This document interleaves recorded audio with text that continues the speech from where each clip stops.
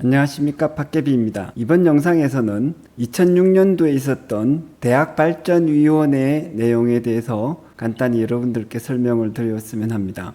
그렇게 재밌는 내용은 아니지만 이 내용을 아시면 2010년을 전후해서 대학교에서 교양 과목의 중요성이 확대되었다는 것, 그것이 왜 그렇게 되었는지를 이해하는 데 도움이 될 수 있습니다.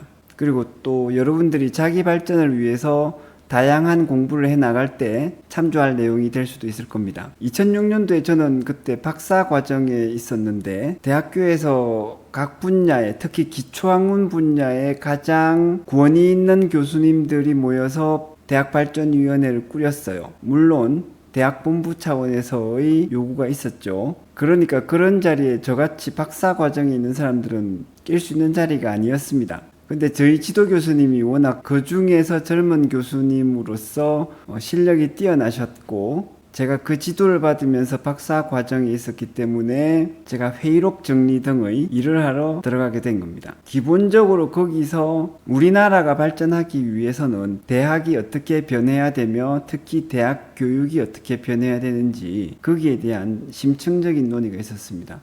상세한 여러 가지 이야기가 있었는데 그 이야기를 다 자세하게 하자면 길기도 하고 여러분들의 관심에 좀 무관한 것도 있을 테고요.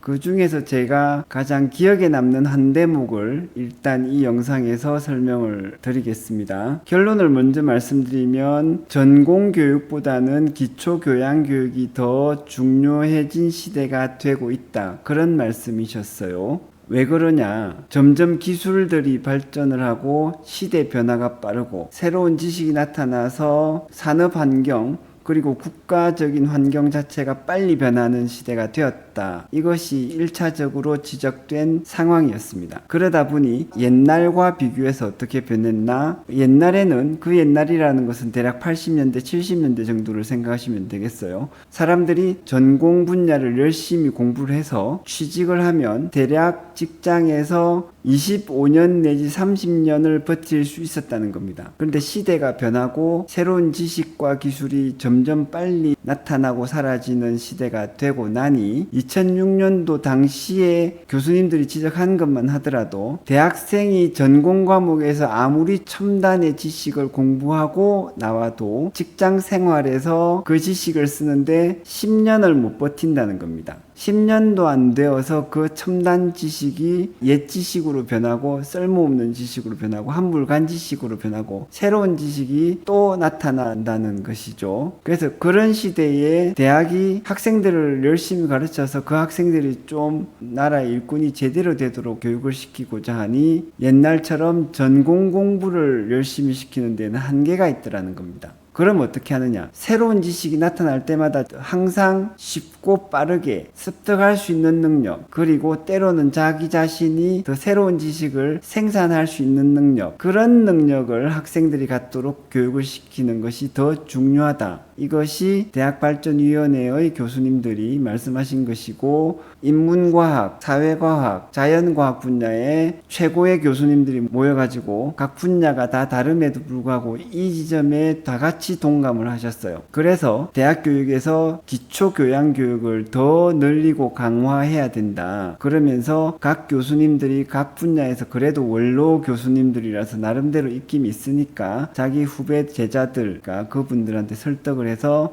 전공교육의 시간과 비중을 조금이라도 더 줄이고 기초교양 과목의 비중과 시간을 더 늘리도록 그런 식으로 합의가 된 겁니다. 그러면 그때 학생들한테 더 열심히 많이 가르쳐야 되는 기초교양 과목이라는 것이 뭐냐? 2000년 이전에는 교양 과목이라고 하면 영어, 그런 외국어 과목, 장문, 그 다음에 국사 이런 것들이었는데 역시 좀 단편적이고 암기주거나 실무적인 것이었죠. 근데 대학발전위원회에서 필요하다고 강조했던 기초 교양 과목이라는 것은 좀 더 근본적이고 기본적인 사고력과 의사소통 능력, 창의적인 사고력 이런 부분에서 역량을 키우는 과목이었습니다. 그래서 학술적 글쓰기 혹은 혹은 그냥 글쓰기, 토론 교육, 또 이공계로 가면 기본 수학 과목, 기초 물리 이런 것들이 기본 교양 과목으로서 강조되었고 이제 이 시간을 늘리도록 합의가 되었습니다. 물론 그 이후에 이것이 극적으로 반영되지는 않았던 것 같아요. 여전히 각 전공 과목 교수님들은 이제 그래도 이 전공은 줄일 수 없다라고 많은 저항이 있었고, 그리고 이제 대부분의 사람들은 대학발전위원회의 그 교수님들이 생각한 그런 것들을 충분히 알지 못했고, 대학생들 역시도 마찬가지로 지금도 제가 학술적 글쓰기 과목을 가르치면서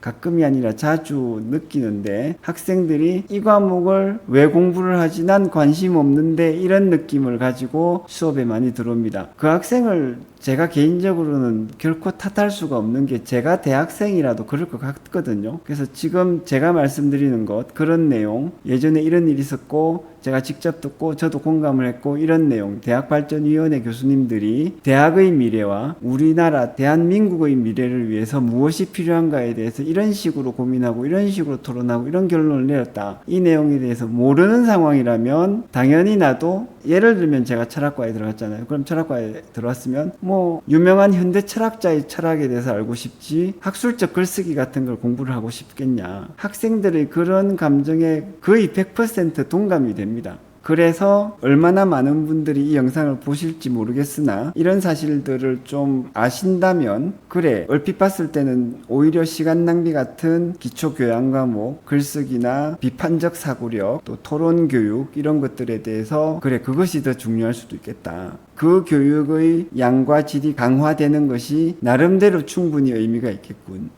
동감하실 거라고 생각을 합니다. 그게 벌써 2006년도 일인데, 2022년에 챗GPT를 필두로 해서 지금 2024년 현재 AI가 많은 과거의 일자리를 없애고 새로운 일자리를 만들어내고 있는 현재에 이르러서는 더욱더 그런 기초교양 과목의 필요성, 그 필요성이 더 절감되는 시대가 아닌가 싶기도 해요. 그리고 한편으로는 대학과 무관하게 그냥 여러분들 자신이 자기 개발을 위해서 공부한다고 하더라도 그런 근본적인 사고력, 근본적인 의사소통 능력, 그런 역량을 키우는 쪽에 한번 관심을 기울여 본다면 괜찮지 않을까 싶습니다. 일단 이 영상에서는 여기까지 말씀드리고, 시청해 주셔서 감사합니다. 좋아요와 구독도 한 번씩 부탁드립니다. 감사합니다.